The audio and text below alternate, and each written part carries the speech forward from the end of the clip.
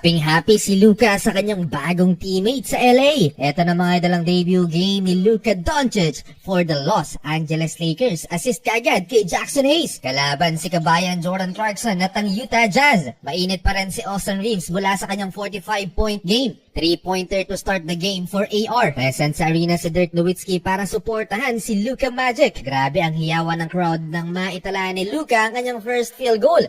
Tries the three. Hits it.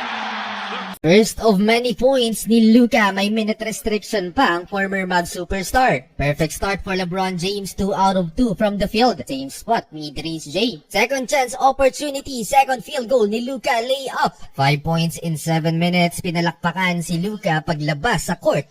Isa sa pinakamahinang team ang Utah Jazz and no wonder kaya natambakan sila sa first quarter 37-25.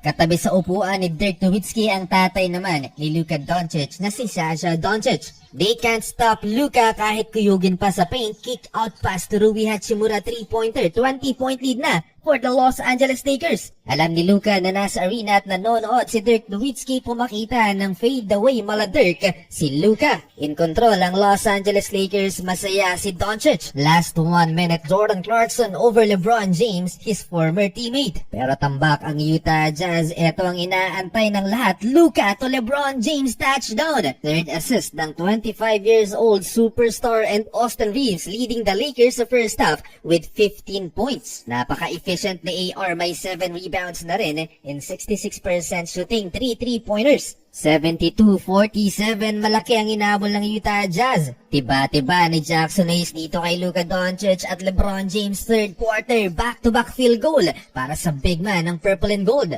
Parang Showtime Lakers sa debut game ni Luka. And 10-minute mark, mukhang komportable na si Luka sa kanyang bagong team and one opportunity. 79-47, 32 points na ang lamang ng Lakers. Sumampa na rin sa double-digit scoring si Jordan Clarkson, 11 points with a 3-pointer.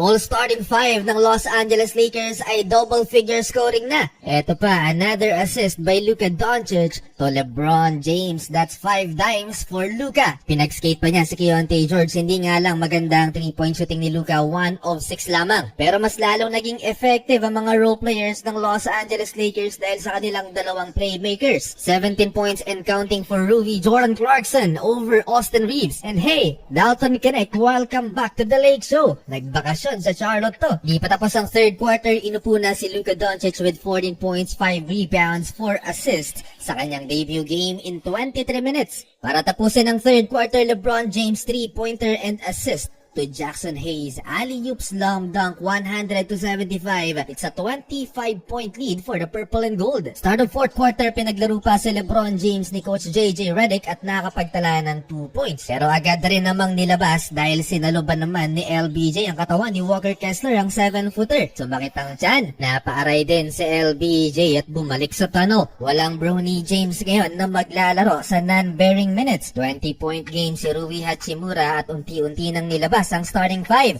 Leading scorer off the bench itong si Gabe Vincent with 11 points. So yun, almost triple-double for LeBron James, 24 points, 7 rebounds, 8 assists, 14 points naman si Luka Doncic. 6 straight wins for the Lake Show.